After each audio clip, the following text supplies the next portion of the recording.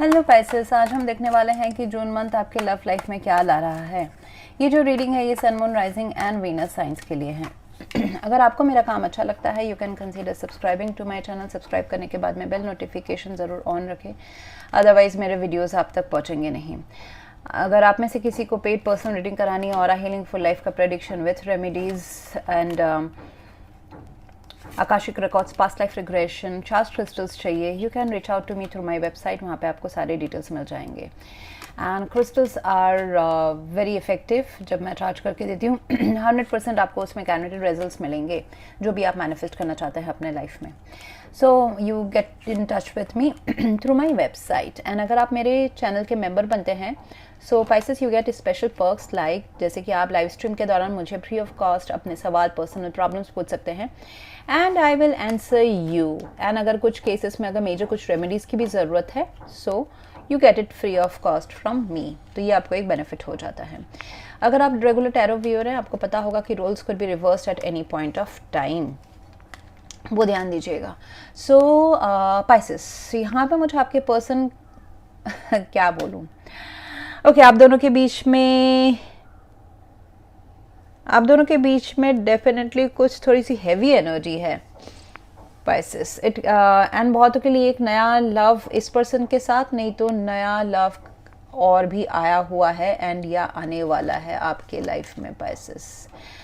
Okay so let's talk about this person right now जो आपके mind में है। Let's talk about that first.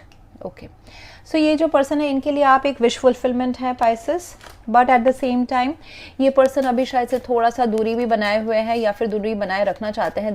They may show you कि and आप दोनों के बीच में नो कांटेक्ट या बहुत ही कम बातचीत का भी एक सिनेरियो मुझे नज़र आ रहा है। दिस रिलेशनशिप इज़ मतलब एक रिकन्सिलेशन, सेकेंड चांस का मुझे ऑप्शन नज़र आ रहा है यहाँ पे। यानी कि आप दोनों के बीच में कुछ ऐसा हुआ है कि ट्रस्ट फैक्टर, इनसिक्योरिटीज़, इन सब चीज़ों ने आप दोनों के दिल में घर कर लिया है। दोनों का ही मैं कहूँगी, ठीक है। इनका है 9 ऑफ कप्स, आपका है 9 of pentacles. So it is like दोनों ही अकेले हैं। Of course there is love, okay, लेकिन इस लव को एक नई शुरुआत ज़रूर चाहिए। नई शुरुआत, नए अंडरस्टैंडिंग, नए आगाज से अगर नहीं करेंगे तो ये लव रिलेशनशिप या फ्रेंडशिप या रोमांटिक या क्रश है आपके जो भी है, it's not going to work out. So 9 of cups है, yes you are a wish fulfilment for them, but ये पर्सन कहीं ना कहीं थोड़ा सा अपने आप को आपके ऊपर नहीं डिपेंडेंट भी शो कर रहे हैं। They are not emotionally dependent on you. अगर पहले थे तो अभी नहीं। They are showing themselves as strong. ये बाहर से स्ट्रांग शो कर रहे हैं बट अंदर से थोड़ा सा थक चुके हैं। गिव अप वाली एनर्जी है, या फिर ऐसा होता है ना कि अरे मैंने इतना आशा रखा इस रिलेशनशिप में, देखो पाइसेस ने क्या किया, या फिर मैंने कहाँ इस रिलेशनशिप को लेके गया या गई। सो थोड़ी सी stressful, give up, boundaries internal है, एक्सटर्नल नहीं शो कर सकते हैं। जैसे कि बहुत जब प्रॉब्लम्स आते हैं ना, एक क्रॉनिक अगर हर टाइम अगर आप दोनों के बीच में डिफरेंसेस या मनमुटाव आ रहा है जब भी आप मिल रहे हो, तो क्या होता है कि एक टाइम इच्छा होती है उन सब में को रिपेयर करके आगे बढ़ने की। एक टाइम ऐसा लगता है कि बहुत परेशानी है, मतलब देयर इज लव बट इस रिश्ते में मुझे बहुत ज़्यादा एनर्जी ड्रेन आउट कर रहा है। सो वो वाली एनर्जी मुझे उनकी दिखाई दे रही है इंटरनली। हाँ, ये आपको शो नहीं हो रहा है। Externally they may show that they are okay, happy, yes आप उनके लिए एक विश फुलफिलमेंट हो, लेकिन they are not chasing you. I don't see they are chasing you right now. अगर पहले था तो अभी नहीं करेंगे या नहीं हो रहा है। कहीं ना कहीं वो अपने एटीट्यूड में बैठे हुए हैं कि हाँ चलो ठीक है, मैं भी अपने में खुश हूँ। अगर पाइसेस अपने में खुश है, इंडिपेंडेंट है, अपने लाइफ में खुश हैं, they are enjoying their life, they see you as you are enjoying your life. हाँ, वो ध्यान दीजिएगा। They see you as you are, आप अपने फ्रेंड्स से, आप अपने काम में you are bold, hot, confident, handsome. अगर आप मेल है तो, लड़की है तो ब्यूटीफुल है। So you are minding your own business. So कहीं ना कहीं वो आपको काफ़ी इंडिपेंडेंट एंड बहुत ही अट्रैक्टिव ऑरा में देख रहे हैं, तो वो उसको भी रेप्लिकेट कर रहे हैं कि मैं भी खुश हूँ। अगर पाइसेस ठीक है तो मैं भी ठीक हूँ। I don't need them, although there is love, okay love है, मैंने शायद से कोशिश की और नहीं हुआ, कुछ आगे नहीं बढ़ रही है बात। आप दोनों के बीच में definitely with the 5 of swords कुछ आर्ग्यूमेंट्स या रेस्पेक्ट को हर्ट, सेल्फ रेस्पेक्ट को हर्ट करने वाले कन्वर्सेशंस या बिहेवियर ज़रूर हुए होंगे। ईगो फाइट्स भी एक रीज़न हो सकता है। Emperor and the 5 of swords हैं, डेफिनेटली ईगो या सेल्फ रेस्पेक्ट, सेल्फ एस्टीम आप दोनों के लिए इंपॉर्टेंट रहा होगा, जिस वजह से ये अभी एक थोड़ा सा प्यार रहने के बावजूद भी थोड़ा सा एटीट्यूड एंड खिंचाव एंड कोल्ड वार टाइप का चीज़ चल रहा है। What I see is that आप दोनों के बीच में काफ़ी ट्रस्ट एंड इनसिक्योरिटीज अभी पैदा हो गई हैं, एंड फिजिकल रियलिटी में शायद से कुछ ज़्यादा आप दोनों के बीच में लेन देन नहीं हो रहा है, बातचीत या मिलना, बट देयर इज़, इसका सोल्यूशन जो है ना, इसका सोल्यूशन इमोशंस के थ्रू है। इमोशनली ओपन अप होना, सिक्योर फील करना, एक दूसरे के साथ दोबारा बातचीत का आगाज़ करना with the page of cups, like direct या इनडायरेक्ट एपोलॉजी, या फिर बातचीत करो, इमोशनली खोल के बात करो। Sorry Pisces. हाँ, तो कोई पर्सन बीमार भी हो सकता है, मे बी और person is sick as well, ऐसा भी हो सकता है एट टाइम्स। इस जून महीने में शायद से वो बीमार है। If they are not into falling sick then you can ask them, आप खबर रख सकते हैं। या उनके साइड की एनर्जी मुझे काफ़ी हैवी दिख रही है एंड अनएक्सप्रेसिव दिख रही है, इसलिए शायद से वो बीमार पड़ सकते हैं। Okay, so coming back to this reading, आप दोनों के बीच में ये रिलेशनशिप ख़त्म भी हो सकता है with 5 of pentacles, then 5 of swords. Then अगर इस रिलेशनशिप में कोई अगर एफर्ट्स नहीं लिया जाए एंड अगर ट्रस्ट इश्यूज, इनसिक्योरिटीज़ कंटिन्यू चलती रहे, तो फिर ये रिलेशनशिप ख़त्म भी हो सकता है, क्योंकि नया रिलेशनशिप आने का आप दोनों के लिए ही पॉसिबिलिटी है। Your person and you, both of you के लिए नए पर्सन, या फिर आपके पर्सन के लाइफ में ऑलरेडी कोई नए है जहाँ पे वो अपना मन उधर ले जाए, अपने इमोशंस उधर जाके ओपन अप करे, that is also a possibility. वहीं आपके साइड से मुझे दिखाई दे रहा है Pisces that you are focusing on your independence, you are enjoying your independence, free time, space, and आप चाहते हैं, आप बहुत ही अपने एनर्जी में बहुत ही क्या बोलते हैं, मशरूफ है।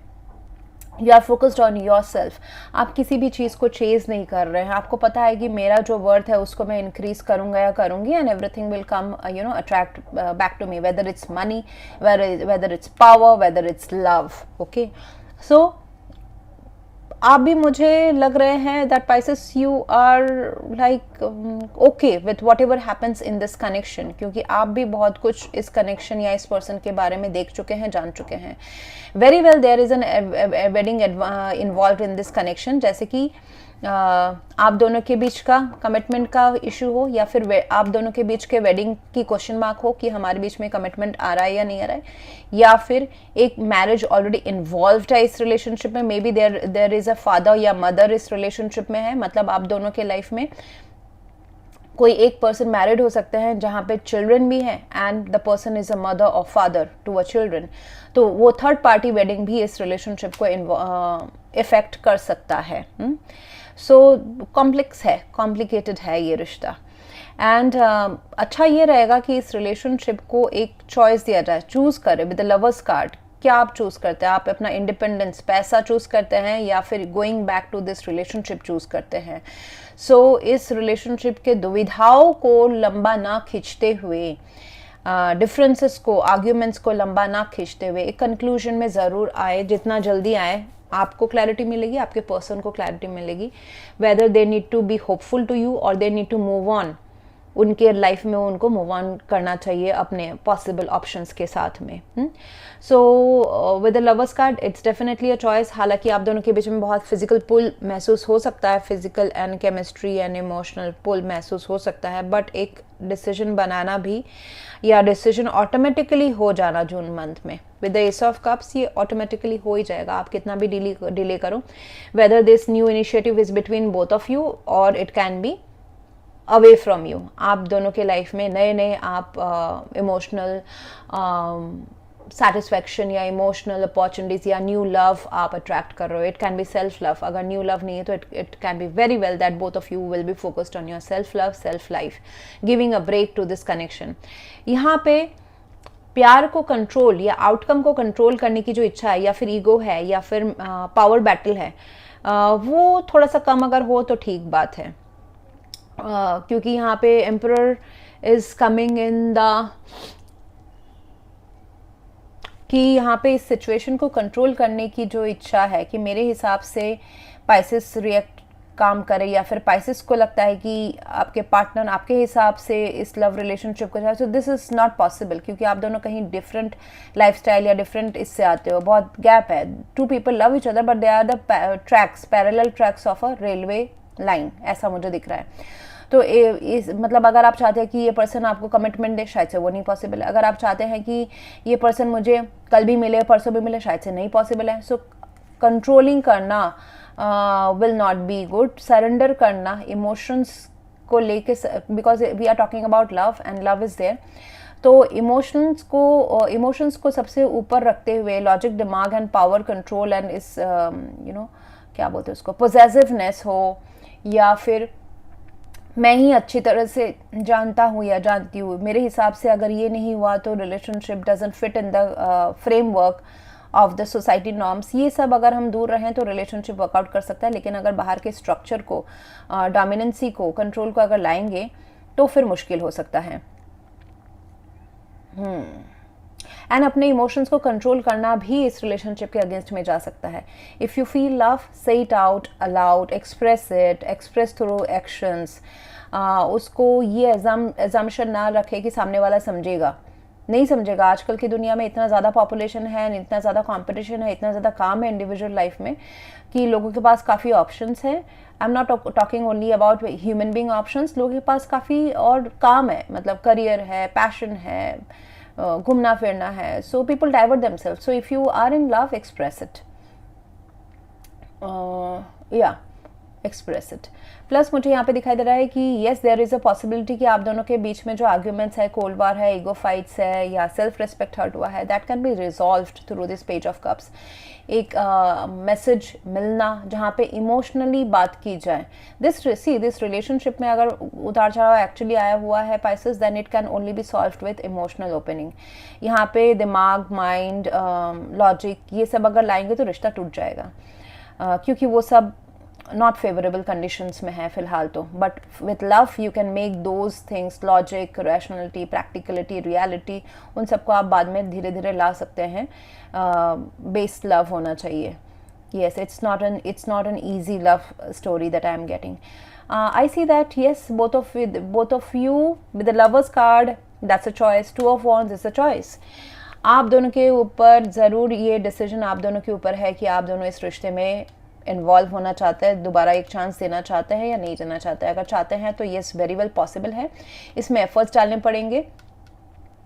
आप दोनों के बीच में फिजिकल डिस्टेंस हो सकता है, लोकेशन डिफरेंस ये हो सकता है.